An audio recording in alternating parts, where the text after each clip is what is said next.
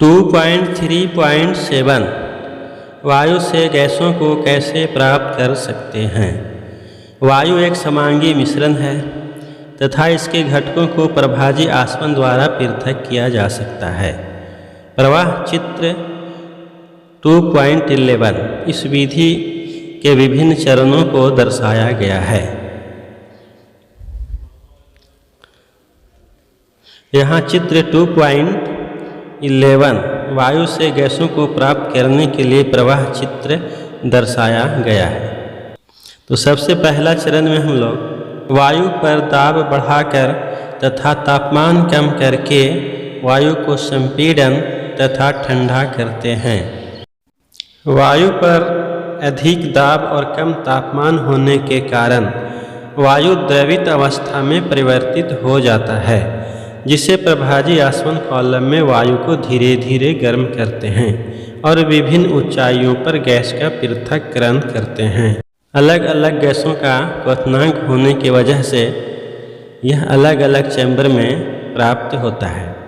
चित्र के अनुसार यहाँ देख सकते हैं कि ऑक्सीजन का क्वथनांक -183 डिग्री सेल्सियस है, आर्गन का क्वथनांक -186 डिग्री सेल्सियस है और नाइट्रोजन का क्वथनांक -196 डिग्री सेल्सियस है। वर्तमान में उपस्थित वायु में 21% ऑक्सीजन, 78% नाइट्रोजन और 0.9% आर्गन गैस उपस्थित है। 0.1% अन्य गैस हैं। चित्र 2.12 वायु के घटकों का पृथक्करण। सर्वप्रथम वायु को छानक से छानकर एक नली द्वारा एक गैस चैम्बर में प्रवाहित किया जाता है। यहाँ उच्च दाब पर वायु को संपीड़ित किया जाता है। संपीड़न के कारण वायु गर्म हो जाता है, जिसे एक नली के द्वारा दूसरे चैम्बर में प्रवाहित किया जाता है। इस चैम्बर में अत्यधिक शीतल जल अर्थात 0 डिग्री सी पर जल को एक नली द्वारा प्रवाहित किया जाता है, जिससे वायु अत्यधिक ठंडा होकर द्रव के रूप में परिवर्तित हो जाता है। अब द्रवित वायु को एक निकास नली के द्वारा ठंडा करते हुए प्रवाहित किया जाता है, जिससे शुष्क कार्बन डाइऑक्साइड, द्रवित ऑक्सीजन, आर्गन एवं नाइट्रोजन पृथक पृथक प्राप्त होता है, जैसा कि इस चित्र में देख रहे हैं। यदि हम वायु से ऑक्सीजन गैस चित्र 2.12 को प्राप्त करना चाहते हैं तो हमें वायु में उपस्थित दूसरी गैसों को पृथक करना होगा। द्रव वायु प्राप्त करने के लिए हमें पहले वायु पर दबाव बढ़ाया जाता है और फिर ताप को घटाकर उसे ठंडा कर संपीड़ित किया जाता है। इस द्रवित गैस को प्रभाजी आसवन स्तंभ में धीरे धीरे गर्म किया जाता है, जहां सभी गैसें विभिन्न ऊंचाइयों पर अपने क्वथनांक के अनुसार पृथक हो जाती है, जैसा कि चित्र 2.12 में दर्शाया गया है।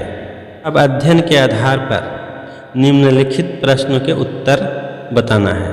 पहला प्रश्न है कि वायु में उपस्थित गैसों को उनके बढ़ते हुए क्वथनांक के अनुसार व्यवस्थित करें। अभी हम लोगों ने चित्र 2.11 में वायु से गैसों को प्राप्त करने के लिए प्रवाह चित्र में दर्शाया गया है, तो उसके अनुसार हम लोग सबसे पहले नाइट्रोजन को रखते हैं, क्योंकि इसका क्वथनांक -196 डिग्री सेल्सियस है। उसके बाद आर्गन गैस को रखते हैं, जिसका क्वथनांक -186 डिग्री सेल्सियस है, और उसके बाद ऑक्सीजन गैस को रखते हैं, जिसका क्वथनांक -183 डिग्री सेल्सियस है। तो इस प्रकार से हम लोग वायु में उपस्थित गैसों को उनके बढ़ते हुए क्वथनांक के अनुसार व्यवस्थित कर सकते हैं। अगला प्रश्न पढ़ते हैं।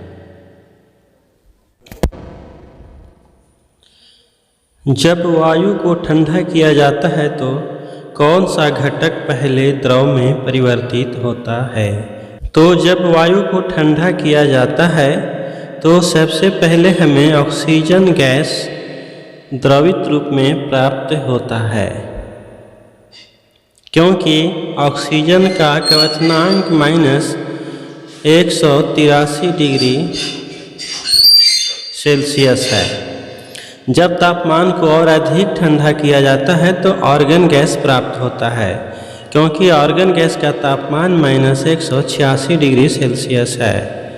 जब वायु को और अधिक ठंडा करते हैं तो हमें नाइट्रोजन गैस प्राप्त होता है, क्योंकि नाइट्रोजन गैस का क्वथनांक -196 डिग्री सेल्सियस है। अब हम लोग आगे अध्ययन करते हैं 2.3.8 किसी अशुद्ध नमूने से शुद्ध कॉपर सल्फेट कैसे प्राप्त कर सकते हैं।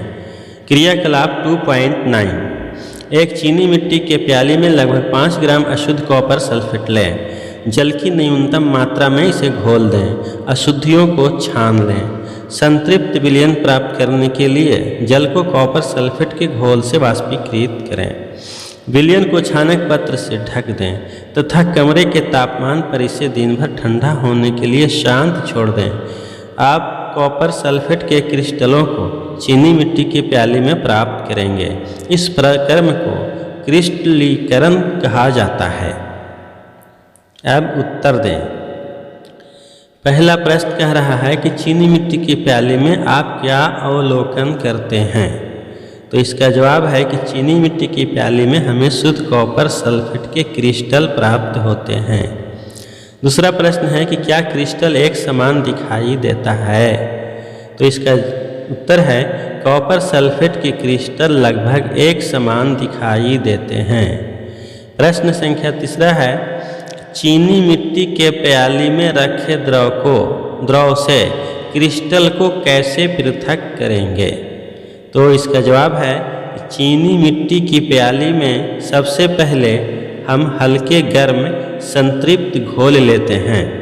इसे छानक पत्र से ढककर ठंडा होने के लिए छोड़ देते हैं। संतृप्त घोल ठंडा और वाष्पित होने के बाद क्रिस्टल के रूप में परिवर्तित हो जाता है। तो हम लोग आगे अध्ययन करते हैं।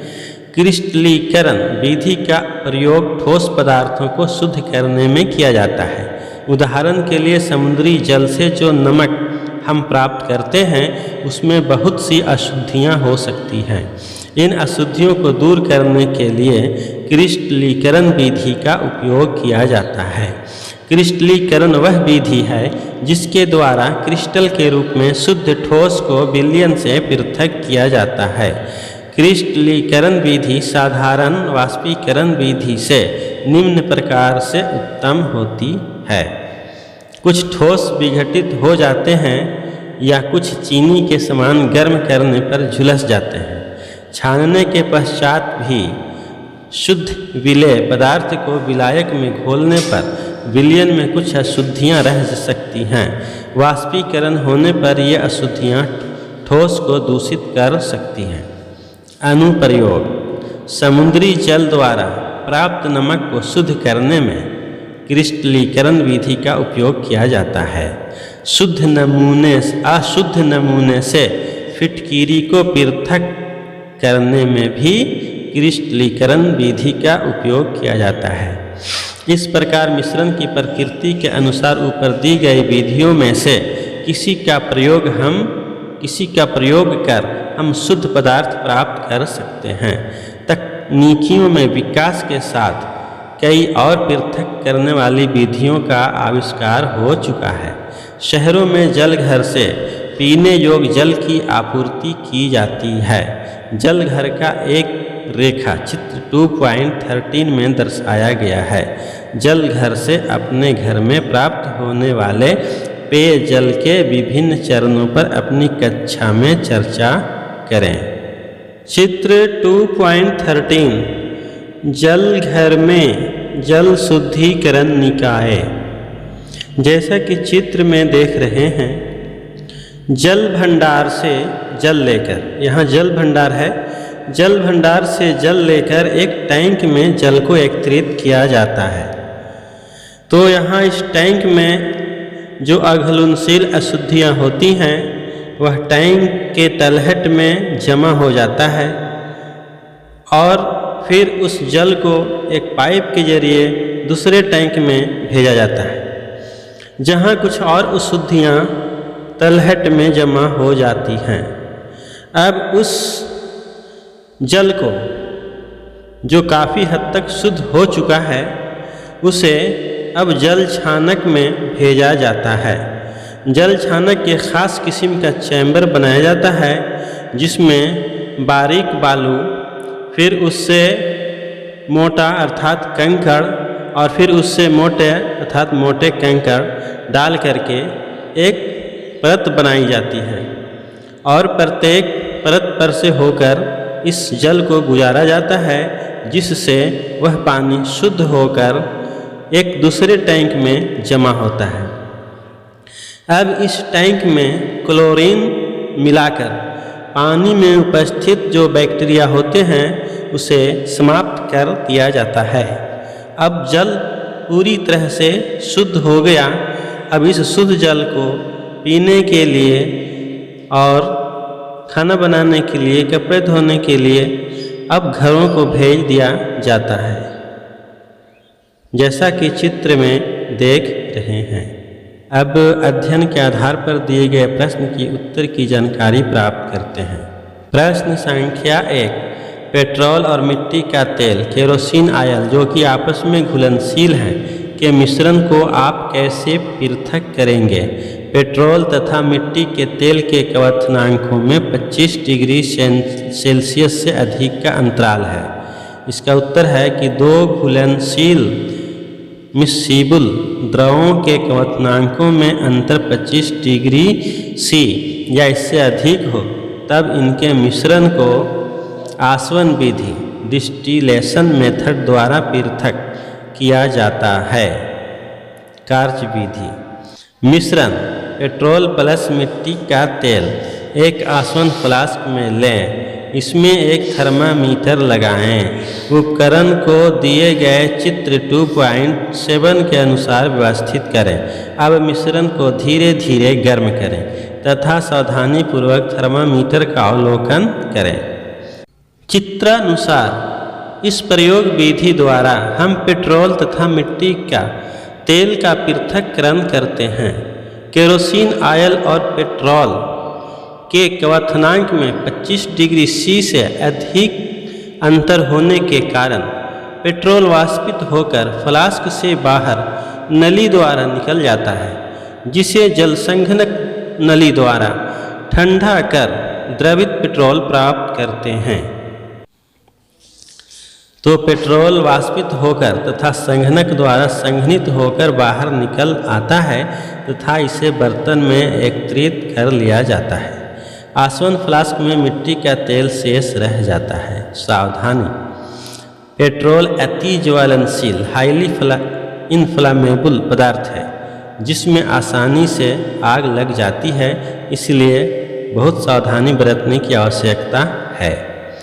प्रश्न संख्या 2, पृथक करने की समान विधियों के नाम दें। दही से मक्खन किस विधि से प्राप्त किया जाता है? तो इसका उत्तर है कि दही से मक्खन अपकेंद्रण विधि द्वारा प्राप्त किया जाता है। दूसरा है कि समुद्री जल से नमक किस विधि से प्राप्त किया जाता है? इसका उत्तर है कि समुद्री जल से नमक वाष्पीकरण विधि द्वारा प्राप्त किया जाता है। तीसरा है कि नमक से कपूर किस विधि द्वारा प्राप्त किया जाता है? तो इसका उत्तर है कि नमक से कपूर ऊर्ध्वपातन विधि द्वारा पृथक किया जाता है। अब हम लोग प्रश्न संख्या 3 पढ़ते हैं। क्रिस्टलीकरण विधि से किस प्रकार से मिश्रणों को पृथक किया जाता है? इसका उत्तर है क्रिस्टलीकरण विधि का प्रयोग ठोस पदार्थों को शुद्ध करने में किया जाता है। उदाहरण के लिए समुद्री जल से प्राप्त नमक में बहुत सी अशुद्धियाँ होती हैं, जिन्हें दूर करने के लिए क्रिस्टलीकरण विधि का उपयोग किया जाता है।